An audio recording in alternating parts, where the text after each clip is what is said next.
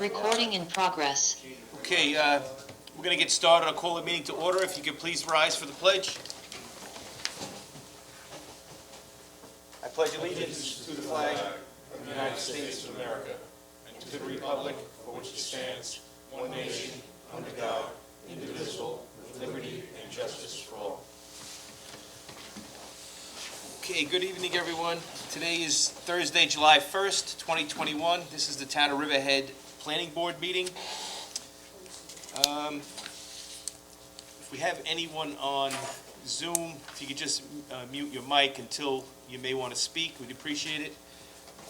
First item on the agenda tonight is actually adjourned at the applicant's request. Gershaw Recycling Site Plan, the applicant was not prepared to attend tonight, and we had gotten a request from him to adjourn. So that discussion will not be taking place tonight. So that brings us to item 2 on the agenda, Kujawski Farms minor subdivision. All right, thank you, Mr. Chairman. This is just a quick discussion item to follow up on a subdivision that the board had previously approved. By resolution number 2020-006, dated January 16th of 2020, this board approved a 2-lot minor subdivision application at the time that was known as John P. Kujawski and Sons Incorporated, which sought to subdivide an existing 120-acre farm parcel and create 2 separate farm parcels, one being 64 acres, the other being 56 acres. The planning board did grant an extension of time for the chairman to sign that map. Resolution was passed in September. Subsequent to the chairman signing a map, the applicant went to go file the map with the Suffolk County Clerk. At the time they went to go file it, that map was rejected by the Suffolk County Clerk's office. As it turns out, there was already a map name in use called John P. Kujawski and Sons Incorporated. So I have a resolution on for the board to consider. It would basically approve an amended name for that subdivision map. They're now going to be calling it Kujawski Farms. They have updated the map. The map did get reapproved by the health department, so this is really just kind of a clerical item. It'll approve a change in the map name. The map otherwise is the same map. It has not changed. It's still the same property, still shows the same proposed subdivision. So we just have a resolution for the board to consider amending the name for that subdivision. So it was technically only the name that they took exception to? Correct. The map name was already in use, and they had some minor things. There was a line running through some meets and bounds description, and apparently Manor Lane was spelled incorrectly on the map. So they really dug into it. They did address those deficiencies. So now we're here to just amend the name of the map, reapprove the map, allow you to sign it, and let them finalize their subdivision. Okay. Thank you. Next item on the agenda, item 3, Wading River Field and Tennis Club, discussion for a Chapter 219 application. Before we begin, I've got to recuse myself because I'm a member of the club. Okay.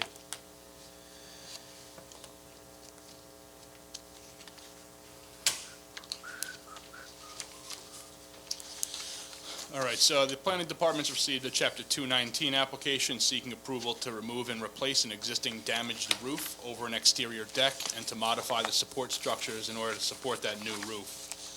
The proposed action is unlisted action pursuant to SECRA, with coordinated review being optional and not recommended. Staff recommends the planning board assume lead agency status without the need for coordinated review and issue a negative declaration, as the proposed roof replacement in the same location is not anticipated to have any significant negative environmental impacts. The project site is located at 64 Creek Road in Wading River, which is on the north side of Creek Road, which fronts on the Long Island Sound. The property is located in the RB80 zoning district and is presently improved with a single-story frame building with basement and a roofed-over deck, as well as a number of wooden walkways, ramps, and retaining walls. The reason it's before the board is because it's located in the coastal erosion hazard area, and it shares both of its property boundaries with residential properties to both the east and the west. Although the proposed improvements are within the coastal erosion hazard area, the proposed replacement in place of the roof and deck does not require any relief from the zoning board, as they're not increasing the size of the structure or increasing any degree of nonconformity. The applicant has submitted a New York State Department of Environmental Conservation Tidal Wetlands Permit under Article 25. That permit is valid June 10th of 2021 through June 9th of 2026. I did note during a site visit that there are gutters and leaders on the southern elevation of the property. However, there are no gutters and leaders on the northern portion of that roofed area, which fronts on the Long Island Sound. There was a condition in their DEC permit, it was condition number 12, that stated that roof runoff is required to be directed into the existing dry wells for immediate on-site recharge. So the plans need to be amended to show gutters and dry wells. I did note that the building is located within a VE flood zone for FEMA. There are FEMA guidelines that require compliance with flood zone regulations. It has to do with the cost of construction versus the cost of the structure. I did receive a cost estimate from the architect this afternoon, and I will forward that to the building department.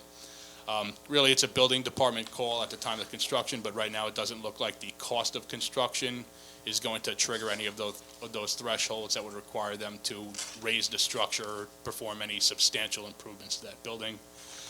We did get comments back from the town's consulting engineer. He had no objection to the proposed improvements. So really kind of straightforward application. I did send the report to the architect. He was not available tonight. I thought he was going to come if the board had any questions. But this one's pretty straightforward, in-kind Not gonna replacement. impede on anybody's right to use the public beach, right? No, sir. There's a parking lot in the front of their building where they can stage any construction vehicles, any construction materials can be staged on site. Would not require the use of any public rights of way. Greg, the FEMA guideline, that applies to something that's not residential and people don't occupy all day and night? Any structure, Any structure? any structure within a FEMA, within a flood zone, really VE or an AE zone. But again, so he did submit that cost of construction, and it does not appear to be triggering any of those requirements. The portion of the roof is only the portion over the deck. Correct. The remaining, the actual building and the roof line above the building will remain intact. They're just removing and replacing that roof line over the deck. And the deck is permitted.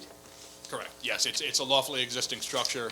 The roof had actually been repaired, I think back in 2013 or 2014, they had permits to, there was no ground disturbance at that time. I think they just replaced the roof structure.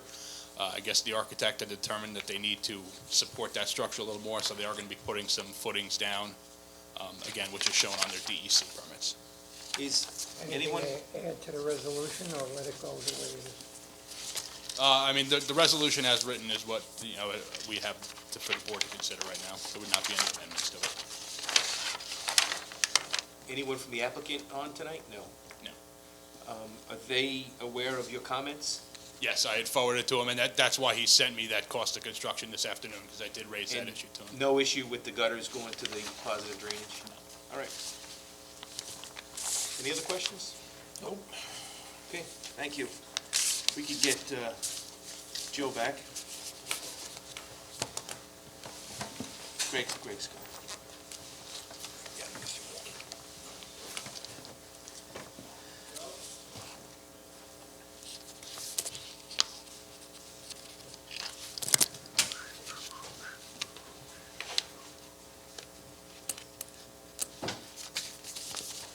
Sorry, Joe, we couldn't get any support for it.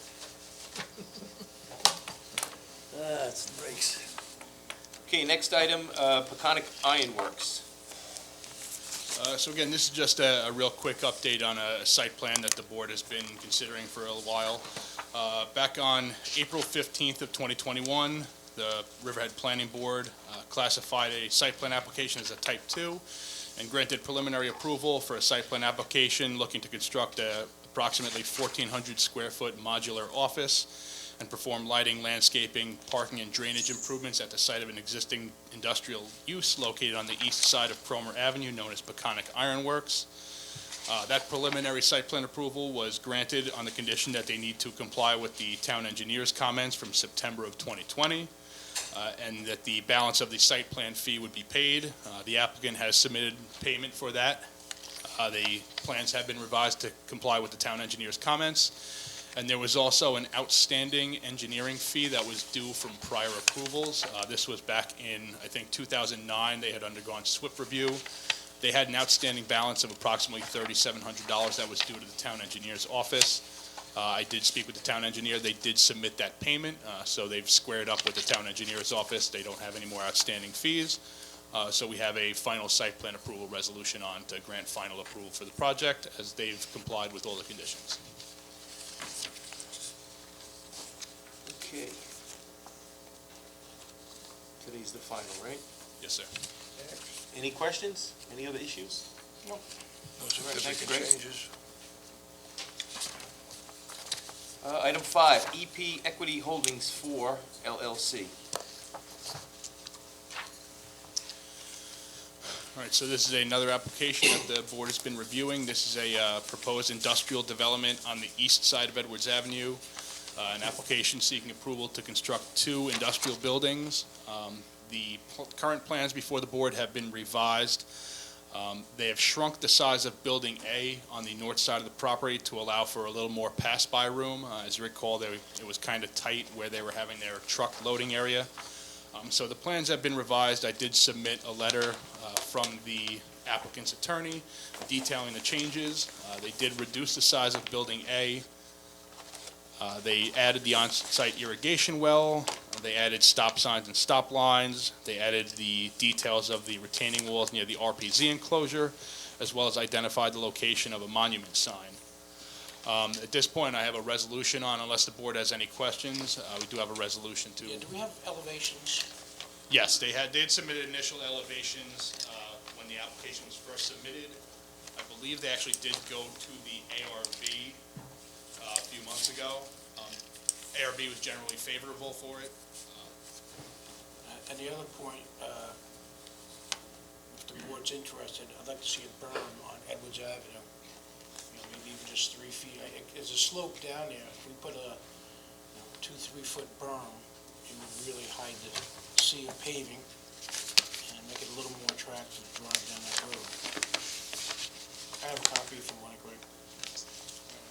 I do recall, I think there was a code provision requiring berms in certain cases having to do with the elevation. Just give me a sec.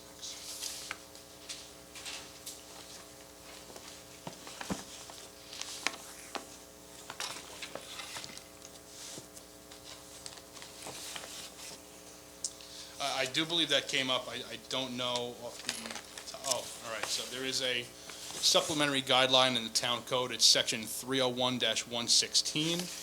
It says, it's subsection C3, which states that where site grading and topography result in parking areas being located at higher elevation than and visible from the adjacent roadway, planted berms shall be used.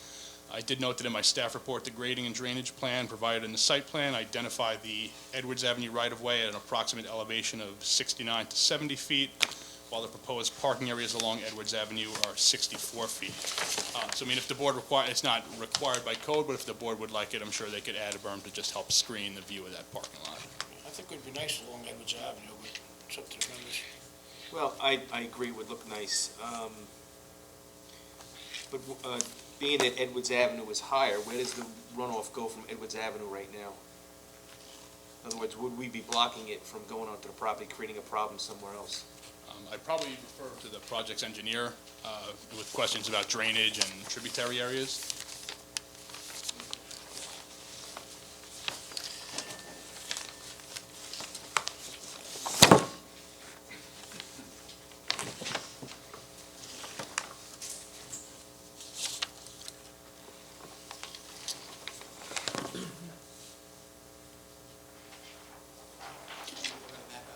Just thinking about, like, along Edwards Avenue, 2-3 foot berm, gradual berm.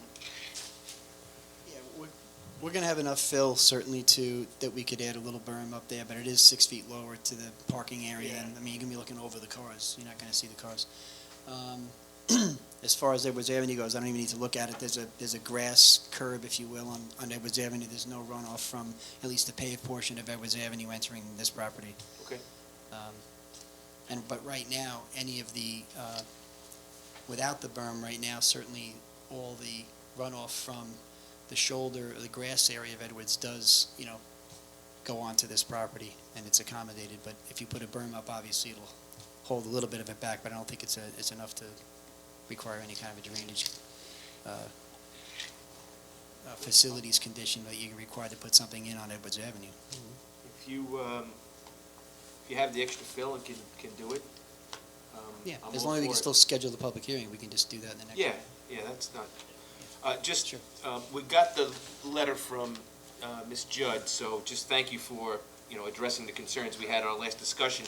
How far were you, I didn't scale it here, but how far were you able to get that easement away from the building?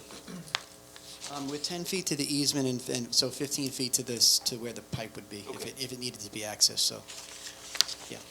That's better than what we had, right? Yeah. Okay, thank you.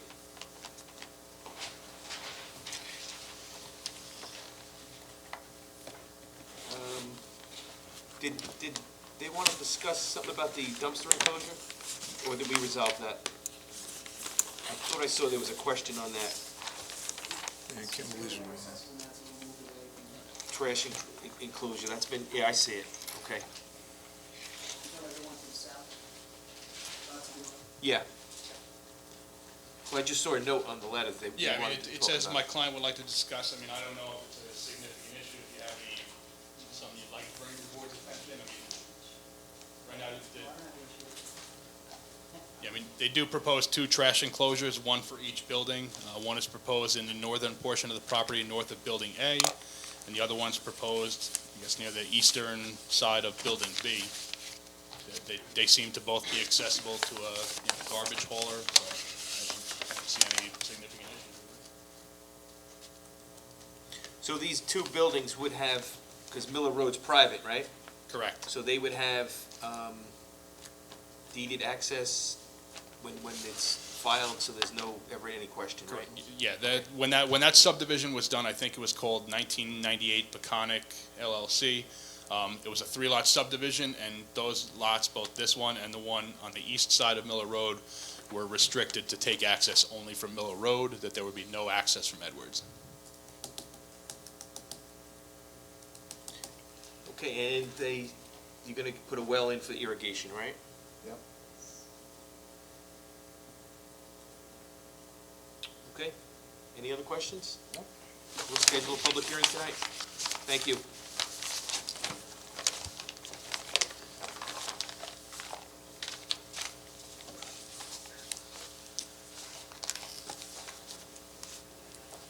Okay, we are up to the public hearings tonight. First public hearing on the agenda is for Riverhead Townhomes. I know we do have the architect for the applicant here, Anthony Portillo, as well as the principal for the project, Christopher Pillis. Just to introduce the project, this public hearing is on a site plan application which proposes to develop a vacant parcel of land with a 2-story, 3-unit townhouse development with a footprint of 1,029 square feet and a total floor area of 2,058 square feet, along with related parking, lighting, landscaping, and stormwater management systems. New sanitary and water connections are proposed. The project is located at 45 3rd Street in Riverhead. It's on a 0.14 acre parcel of land located within the DC4 zoning use district.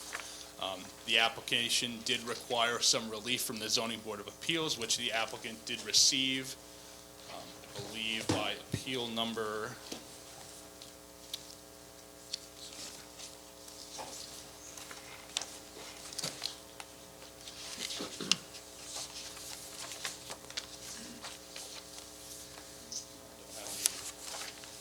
They did receive the necessary relief, I believe, is for impervious coverage. They were 1 parking stall short, and I believe they also needed side yard setback relief. So the application has received the necessary variances, allowing the board to consider a public hearing on the application. Parking stalls, 2-way drive aisle, Yes. impervious coverage, and proposed side yard setback. They have all of them? Yes, sir. All right, I did find the ZBA determination. The determination was granted January 28th of this year. It was signed on March 8th. They did receive relief for lot coverage, impervious coverage. Are they in a parking district? No, No. no, that's why they needed a relief for the one parking stall. So they received relief for one parking stall short, two-way drive aisle width, impervious coverage, and side yard setback, and those were all received from the ZBA. Okay, so the applicant, who is that, Mr. Portillo, can he just explain for the record what this project is all about, what he's looking to do here, for the record? Good evening, Board. Thank you for having me. Anthony Portillo. So the plan is to have a 3-unit townhome, all attached. We are presenting each townhome to have living space on the first floor with a half bathroom, 2 bedrooms on the second floor with a shared full bathroom on that floor. As Greg mentioned, we did receive our zoning variances for the parking, the two-way stall, the side yard variance, and the lot coverage. We also have provided the drainage calculations requested by the town engineer on our construction documents. We have provided the sprinkler design as well, the automatic sprinkler design for the building. We currently are just waiting for final approval from ARB. We did have some comments back from Landmarks, which we did revise the elevations to meet those requirements. The plan is to make these rental units, and we'd like to, keep it to a minimum, maybe 3 occupants at most, maybe 2 roommates, something along those lines. We do hope to have the tenants be, Riverhead employees, able to walk to the town to work, things like that. That's our thought for the building. Okay. Any questions from the board? Could you just give the size of each of the 3 units, square footage? Sure, so the total square footage of each floor is 306, which is a total of 612 square feet. That's up and down. It's 300 down, 300 up, is that it? Yes, sir, that's correct. We utilize the attic for our mechanicals. We also have a pit that we bring our water into, and our backflow preventer will be located there. It's a slab-on-grade structure besides the pits. We provide a stackable washer and dryer as well.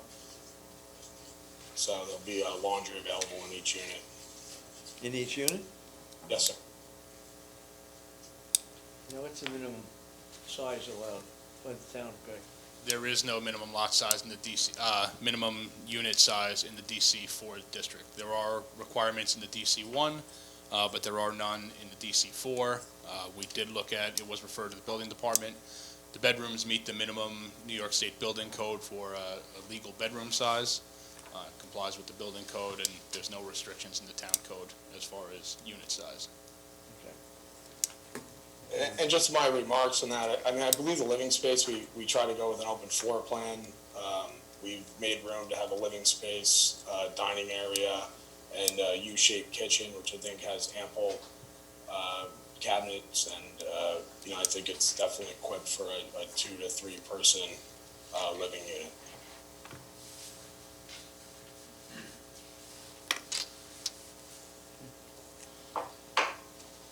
Okay, anyone from the public have any questions or comments? Anyone from the public? Stan, we did receive a letter from, I don't know if, the lady today, Carissa, do you remember that? Yeah, I was just going to read that. I was just going to note that we did receive correspondence from Diane Kozarowski. Sorry if I butchered that. She resides at 38 Third Street. Her comments were, one, this is a historic deemed district. How can we build a townhouse in a historic district? Number two, the lot seems very small for a 3-unit home. This would also increase the traffic on this road, plus the added cars for these units. This road gets congested now with the amount of people, and that I believe this would make houses in the area less desirable to live in and affect our property taxes and house values. And she just noted that she is against the project since it's in a historic and business area. Okay. Do we have the latest, well, it's going back to the ARB, you said? They just need final approval from the ARB, yes. Okay. Do we have a copy of elevations here?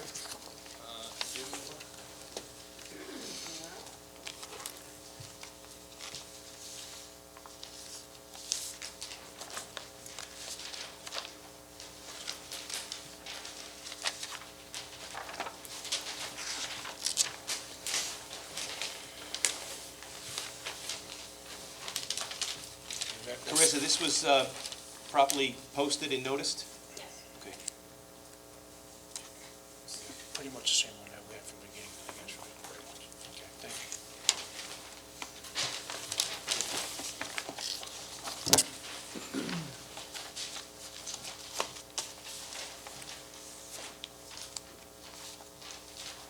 Okay, anything else from the board? Public, last call. Anyone from the public have any comments or questions on this public hearing? I'll move we close the public hearing. Second the motion? Motion made and seconded to close the public hearing for Riverhead Townhomes. All in favor? Aye. Aye. Opposed? Public hearing is closed. Thank you, board. Have a good night. Thank you, good night.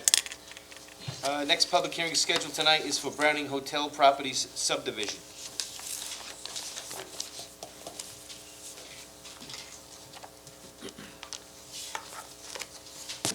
Good evening, Charles Cuddy for the applicants. This is a simple 2-lot subdivision that really relies upon the entrance road, the access road that goes through the center of the property. And the division is to take the 2 lots, the Hilton Garden Inn, the Marriott Residence Inn, and divide it so that each one is on the side of the center line of that road. One of them will be 4+ acres, that's the Hilton. The other will be 2+ acres, that's the Marriott Residence Inn. No building is changed, everything stays pretty much the same. Ultimately, we'll site plan a little parking for the Hilton because they need some more parking spaces.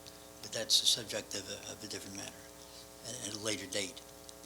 The board has previously issued a negative deck under SEQRA, and we understand that we may have to go to the zoning board because there are 2 small areas where we may need a variance. Our impervious surface is 79 as opposed to 75. And we also have a landscape coverage of 20, when we should do that again. We have landscape coverage, which is just 2 points in excess of what it should be. So we understand that we have to do that in order to get approval. But aside from that, this is a subdivision that really has little impact on anyone at this point. And I would ask that the board approve it subject to getting those variances. Have you started the process already for zoning variances? We're waiting just to see one thing. The planning department said to us they want us to check on the width of one of the aisles. And we're doing that. Howard Young is looking at that, so we didn't start it yet. Okay. We may need a third one, but we may not. We may be able to cure that. Okay. Any other questions? Pretty straightforward. I would tell you one other thing. I posted this property twice. One poster blew down. The other poster, the last few days, may have come down. I went there this morning. It was on the ground. It was there, but I put it up again. So I don't know if it was up all the time. I did it 10 days ago. It's been up for a while, but I just wanted the board to be aware of that. I would say you made a good faith effort to keep it posted. Thank you. Okay, anyone from the public? Any comments or questions on Browning Hotel subdivision? a motion that we close the public hearing for Browning Hotel Property subdivision. Second. Motion made and seconded to close the public hearing for Browning Hotel subdivision. All in favor? Aye. Aye. Opposed? Public hearing is closed. Okay, thank you. Thank you. All right, before we go to resolutions, is there any comments from anyone on resolutions tonight? Any comments? All right. I'll move Resolution 70, Kioski Farms minor subdivision, amending the subdivision name. So moved. Second. Motion made and seconded to approve Resolution 70 for Kojawski Farms minor subdivision. All in favor? Aye. Aye. Opposed? Resolution is approved. I'll move resolution number 71 for Peconic Ironworks granting final site plan approval. So moved. Second. Motion made and seconded to approve Resolution 71 for Peconic Ironworks, final approval. All in favor? Aye. Aye. Opposed? Resolution is approved. I'll I have move, to recuse myself again on this resolution. I'll move Resolution 72, Wading River Field and Tennis Club, granting approval for the Chapter 219. So moved. Second motion? Motion made and seconded to approve Resolution 72 for Wading River Field and Tennis Club for Chapter 219. All in favor? Aye. Aye. Opposed? Resolution's approved. Move resolution number 73 for HK Ventures scheduling a public hearing. So moved. Second. Just before we vote on this, I would just like to ask Greg, has everything been posted on the environmental bulletin and the town website for this? Yes, sir. So the required notice in the DEC's Environmental News Bulletin is a notice of acceptance of the DEIS and a notice of the public hearing date. That was posted on the ENB. That did get posted on the June 30th edition of that. And the document now is publicly available. We have physical copies available at the town clerk's office, the planning department, as well as the Riverhead Free Library. And the document is also available digitally on the town's website, on the main page, townofriverheadny.gov. If you go to the bottom of the homepage, there is a link called Hot Topics. We have both the DEIS in its complete form, as well as all of the appendices are available digitally for public to review them and provide comments. And we're under time constraints with this, I believe. Correct, yeah. I mean, that's, SECRA is kind of designed to move the process along. That's why we're scheduling the public hearing for August 5th. The written comment period will be open for a minimum of 10 days following the public hearing, and then we move forward as appropriate. All right, thanks, Greg. So I have a motion seconded to approve Resolution 73, HK Ventures, to schedule a public hearing on the draft environmental impact statement. All in favor? Aye. Opposed? Resolution is approved. I'll move resolution number 74, authorizing a public hearing to be held on the preliminary site plan of Equity, EP Equity 4 Holdings. Second motion. Okay, motion made and seconded to approve Resolution 74 for EP Equity 4 Holdings, to schedule a public hearing. All in favor? Aye. Aye. Opposed? Resolution is approved. Okay, anyone from the public wish to address the board on any matter tonight? Anyone from the public? Nobody, right?